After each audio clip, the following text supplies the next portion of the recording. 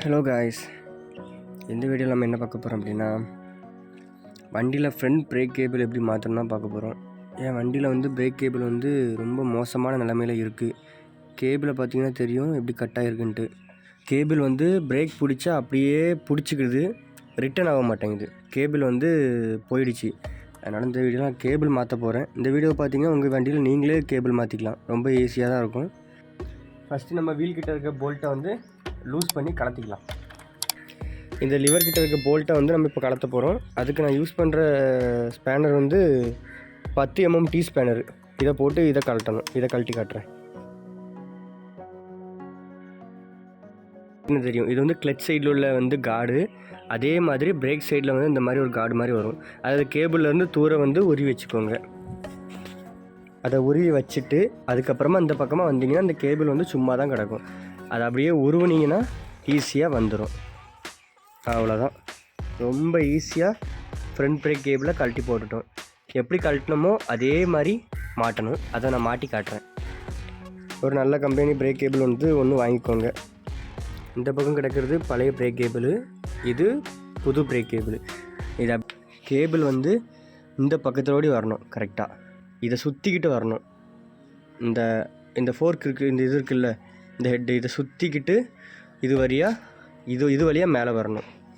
இப்படி அது வழியாக அப்படியே இந்த ஃபோர்க் வழியாக அப்படியே மேலே ஏறி இங்கே தான் வரணும். அப்படி வந்தால் தான் நம்ம வண்டியை அந்த பக்கமும் இந்த பக்கமும் மாற்றி திருப்பும்போது எந்த பக்கமும் பிரேக் பிடிக்காது. ஸ்ட்ரைட்டாகவும் வரக்கூடாது. இது வழியாக நேராக இந்த பக்கத்திலோடி மேலே வந்ததுன்னா எந்த பிரச்சனையும் இல்லை. நான் கேபிளை எடுத்துகிட்டு உங்களுக்கு காட்டுறேன். இப்போ இந்த கார்டு மாதிரி இருக்குது. இந்த கார்டை இப்போ நம்ம ஃபஸ்ட்டு மாட்டிக்குவோம். அப்புறம் இந்த கேபிளை இந்த ஹோலுக்குள்ளே விடணும். இந்த மாதிரி இதுக்குள்ளே விட்டுட்டு அதுக்கப்புறமா லிவரில் இந்த மாதிரி பள்ளமாக இருக்கும். இந்த ஒரு இது நட்டு மாதிரி இருக்கிறது இதில் உட்காந்து லாக் ஆகும். அதை இந்த மாதிரி திருப்பி போட்டுக்கிட்டு கேபிளை லைட்டாக இப்படி வெளியே எடுத்துக்கணும். அந்த பக்கம் கீழே நீங்கள் டைட் பண்ணிடாதீங்க. டைட் பண்ணிட்டா இங்கே கேபிளை இழுத்து மாட்ட முடியாது. அதனால் ஃபஸ்ட் நம்ம இதை தான் மாட்டணும். அதனால் அந்த பக்கம் டைட் பண்ணிடாதீங்க. இந்த பக்கம் பார்த்தீங்கன்னா தெரியும் எந்த மாதிரி போடுறேன்ட்டு. இப்படி போட்டு இப்படி திருப்பினீங்கன்னா அழகாக உட்காந்துக்கும். அவ்வளோதான். பார்த்தீங்கன்னா தெரியும், நான் ஈஸியாக மாட்டிட்டேன். இதை எடுத்து இப்படி போட்டால் முடிஞ்சு. இதில் நட்டை போட்டால் முடிஞ்சு. அவ்வளோதான். நட்டு இதில் இருக்குது. நீங்கள் நட்டை எடுத்திங்கன்னா நட்டை போட்டிங்கன்னா முடிஞ்சு. நான் நட்டை போட்டு அப்புறமா டைட் பண்ணிவிடுவேன்.